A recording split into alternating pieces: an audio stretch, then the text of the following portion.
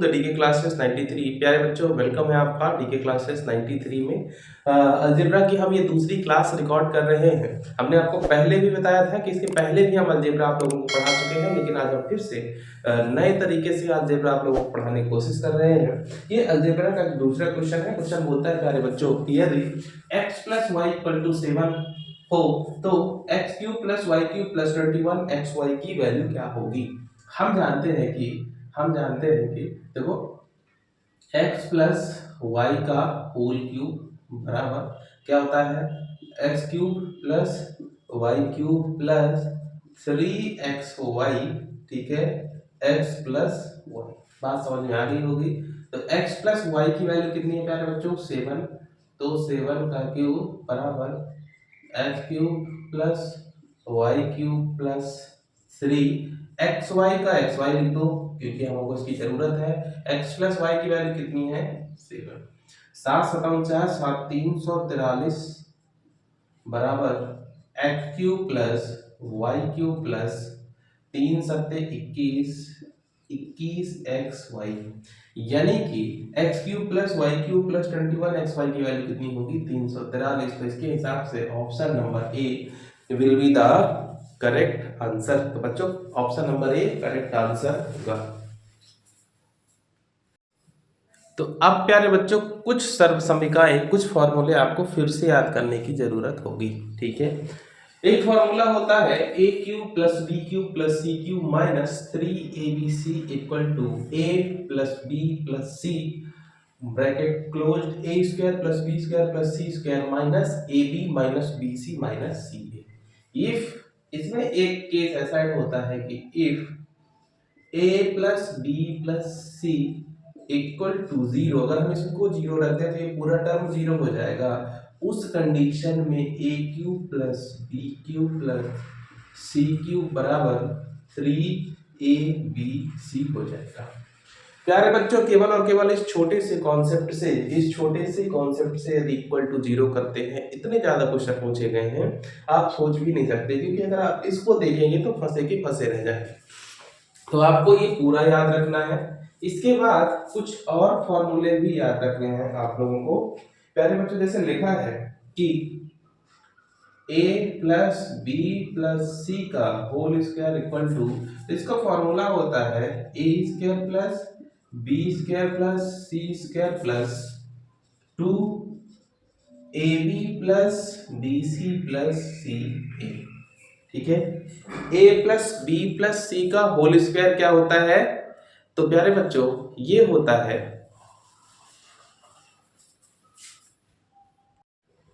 तो और एक लास्ट फॉर्मूला बचता है बच्चों। यदि क्वेश्चन बोलता है कि a + b + c का होल क्यूब बराबर, तो आप लिख सकते हैं a³ + b³ + c³ + 3a + b + c और c + a, ठीक है। a³ + b³ + c³ + 3a + b + c और c + a, इतना हो जाएगा। अब इन्हीं फॉर्मूलों का यूज करके आपको कुछ हम क्वेश्चंस करा देते, ठीक है। जहां पे अपनी गाड़ी रुकी थी वहीं से गाड़ी स्टार्ट करते हैं। क्वेश्चन कहता है,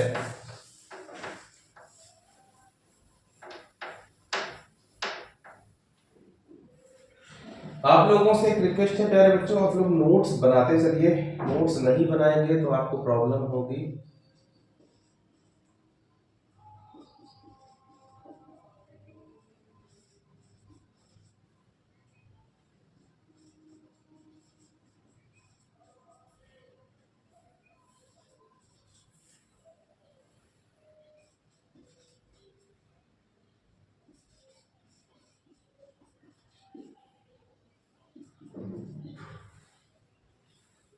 ठीक है, क्वेश्चन बोलता है कि यदि x² प्लस, ठीक है, क्वेश्चन नंबर ये 8, यदि x² + y² + z² = 259 है, साथ ही साथ x + y + z की वैल्यू 19 है, तो x y + z x y की वैल्यू ज्ञात करो।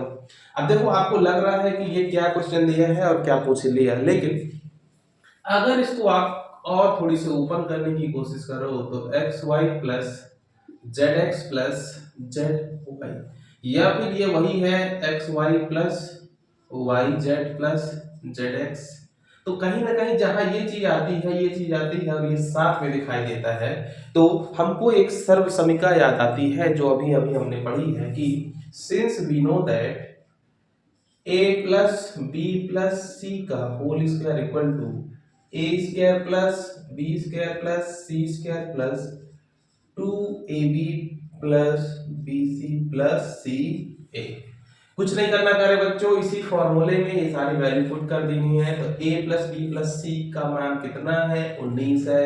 तो 19 का square equal to a square plus b square plus c square का मान आपको अलग दिया है, x square plus y square plus z square बराबर तो 259 plus 2 a b plus b c plus c a की वैल्यू आप लोगों को पता करना है। तो 19 का स्क्वायर बच्चों होता है 361 minus 259 equal to 2 into a b plus b c plus c a. तो इसको जब इससे सॉल्व करेंगे तो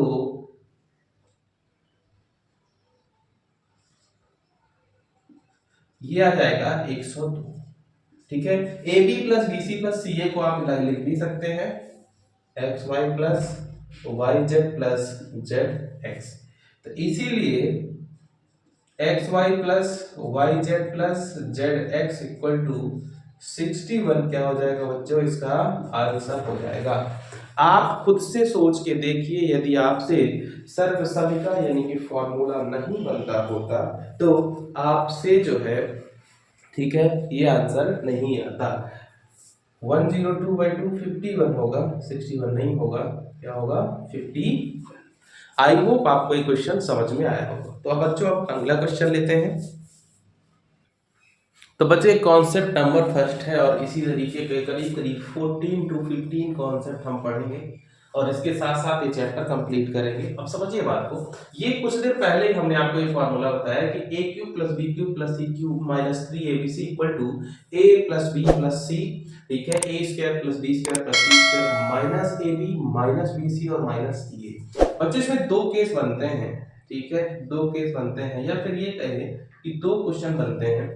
यदि a plus B plus c की वैल्यू जीरो हो, पहला, तो यदि a plus B plus c की वैल्यू जीरो होगी तो ये पार्ट जीरो, तो ये गुणा जीरो का होगा तो ये पूरा मल्टीप्लाई होकर जीरो हो जाएगा। तो वहां पे a cube plus B cube plus C cube equal to 3abc आएगा। दूसरा प्यारे बच्चों ये है कि यदि, ठीक है, यदि इसी का पार्ट है a plus B plus C equal to zero है तो हम a equal to zero, b equal to zero और c इक्वल टू भी जीरो मान सकते हैं। ये अभी आप लोगों को समझ में नहीं आएगा, लेकिन इन दोनों की इंपॉर्टेंस जो है जैसे ही हम पहला क्वेश्चन सॉल्व करेंगे आपको समझ में आ जाएगा। तो चलिए टाइम वेस्ट ना करते हुए हम एक क्वेश्चन लेते हैं।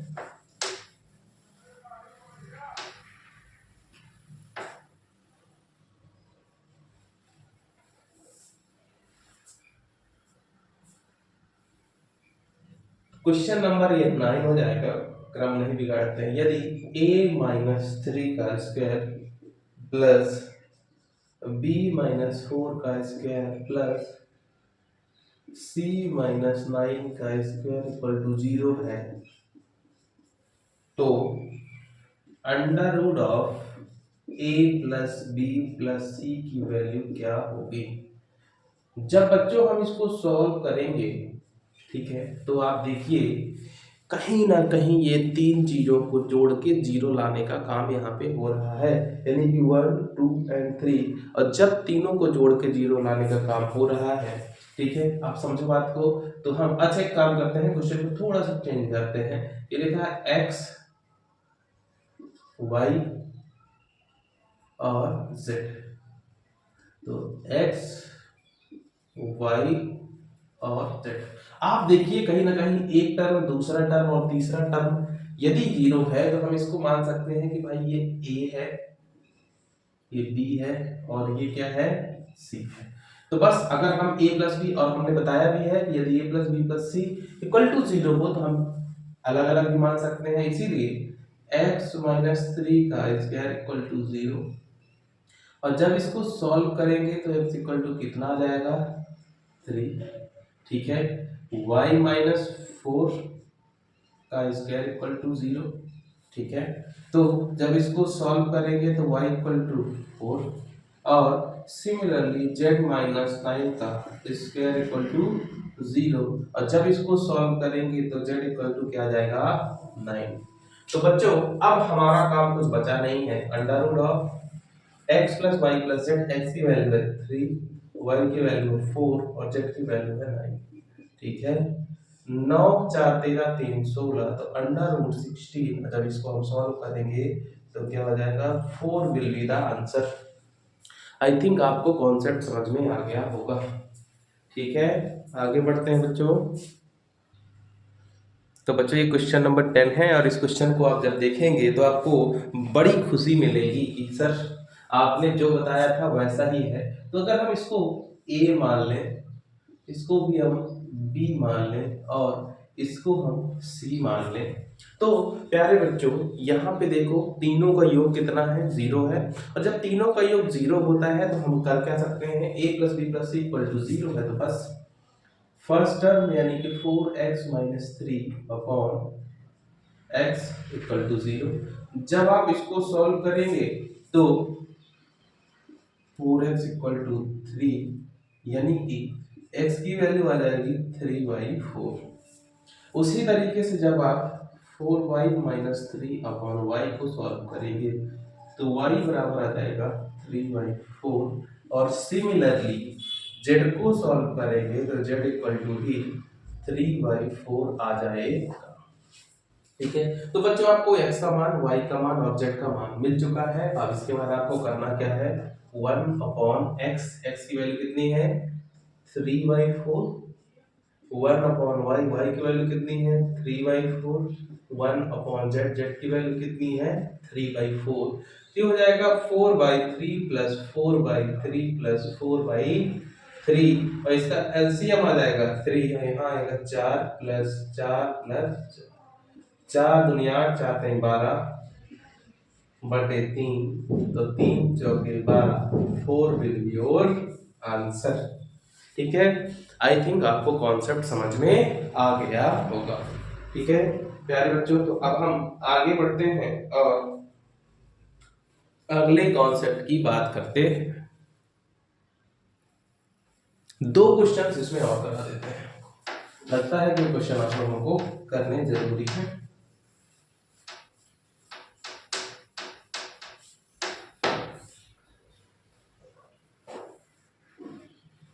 तो बच्चों अगला क्वेश्चन है 11 नंबर का। ये बोलता है कि यदि x plus Y plus z equal to 0, तो x square upon x y, एक मिनट, तो x square upon y Z plus y square upon z x, z square upon x और वाई, ठीक है। तो ए बी सी और D, ए का मान 1 होगा, बी का मान 2 होगा, सी का मान 4 होगा, और डी का मान क्या हो जाएगा बच्चों 3। सॉरी डी की वैल्यू नहीं है, ऑप्शंस आपको दिए हुए हैं। जब हम इस क्वेश्चन को सॉल्व करेंगे तो देखिए हमारे पास x plus Y plus z equal to 0 है, और अभी अभी रिसेंटली हमने 2 बहुत धांसू क्वेश्चन किए हैं, और हमको ये कॉन्सेप्ट क्वेश्चन जो है इसकी वैल्यू हमको पता करना है। तो यदि हम ध्यान दीजिए इनका एलसीएम लेंगे तो एलसीएम हमारे पास आ जाएगा x y और z, ठीक है। अब जब हम y z को इसमें डिवाइड करेंगे तो हमारे पास x बचेगा, और इस x का इससे गुणा करना पड़ेगा, तो यहाँ आएगा x क्यूब, सिमिलरली यहाँ पे y क्यूब, और सिमिलरली यहाँ पे z। अब हमारे पास 2 तरीके बचते हैं, तो या तो हम इनका क्यूब निकालें या और इसकी वैल्यू को डिवाइड करें, लेकिन हम जानते हैं कि इफ हम क्या जानते हैं a plus B plus C equal to 0, then a cube plus b cube plus c cube equal to 3ab। बस इसी को प्यारे बच्चों हम यहाँ यूज कर लेंगे कि भाई x cube plus y cube plus z cube बराबर क्या हो जाएगा 3xyz अपॉन xyz। और जब हम इसको सॉल्व करेंगे तो प्यारे बच्चों 3 क्या आ जाएगा, आपका आंसर आ जाएगा। तो 3 क्या आ जाएगा, आपको आंसर मिल जाएगा। देखिए आपको केवल और केवल एक फॉर्मूला बनने से आपको कितने सारे क्वेश्चन बन जा रहे हैं, है ना, बिना सोचे आप चीजों को कर पा रहे हैं। अब हम अगला क्वेश्चन ले रहे हैं, लास्ट क्वेश्चन होगा इस कॉन्सेप्ट का, ठीक है। तो इस कॉन्सेप्ट को बच्चों आप याद रखें, नए दिन नया कॉन्सेप्ट याद करेंगे। Question number 12। तो क्वेश्चन बोलता है यदि a बराबर है 2.234, b इक्वल टू है 3.121 और c इक्वल टू है -5.35 और 5, तो a cube plus B cube plus C cube minus 3abc की वैल्यू क्या होगी, -3abc की वैल्यू क्या होगी। समझिए आप, देखो यार लिखा है a की वैल्यू, b की वैल्यू और c की वैल्यू 2 प्लस में है और 3 माइनस में है। अभी अभी हम यही कॉन्सेप्ट पढ़ते आ रहे हैं, a plus b plus c एक बार करके देख लेते हैं। तो 2.234 प्लस 3.121 माइनस 5.35 और 5, तो क्या होगा, 4 1 5, 3 2 5, 2 1 3 और 2 3 5, तो 5.355 माइनस 5.355। ओ माय गॉड, ये तो वही कॉन्सेप्ट है कि भाई a plus B plus C equal to 0। और जब a plus B plus C equal to 0 होगा तो हम जानते हैं कि a cube plus B cube plus C cube बराबर क्या होगा 3abc minus 3abc equal to क्या आ जाएगा 0। तो इस क्वेश्चन का आंसर क्या आएगा 0। तो सबसे पहले हम लोगों ने पता किया कि क्या यहाँ पे a plus B plus c valid है कि नहीं। यदि a plus B plus c valid है देन हम अपने कॉन्सेप्ट नंबर 1 को फॉलो करेंगे और कॉन्सेप्ट नंबर 1 को फॉलो करने के बाद आंसर लेके आएंगे। आई होप बच्चों ये अलजेब्रा की दूसरी क्लास है, आप लोगों को समझ में आई होगी। आप बच्चों इसको लाइक करें, सब्सक्राइब करें, शेयर करें, सहयोग बना के रखें, क्योंकि अगर आपका सब्सक्रिप्शन, आपका शेयर और आपका लाइक हमारे साथ रहेगा तो हमारा चैनल आगे बढ़ेगा, और आगे बढ़ेगा तो हमको मेहनत करने के लिए भी प्रेरणा मिलेगी। कम से कम ये सेटिस्फेक्शन रहेगा, क्योंकि देखो बच्चों मोनेटाइजेशन तो अभी बहुत दूर है। आज मेहनत करने के लिए जो 4-5 महीने से मैं मेहनत कर रहा हूँ, ठीक है, अकेले मेहनत कर रहा हूँ, ठीक है, तो उसमें आप सहयोग बनाएं। हमारे पास कोई टीम नहीं है, ठीक है, ज़्यादा से ज़्यादा एक मैम है, वो कभी कभी सहयोग कर देते हैं, बाकी हमारे पास कोई टीम नहीं है, सारा काम अकेले करना पड़ता है। बच्चों सहयोग बना के रखें। धन्यवाद।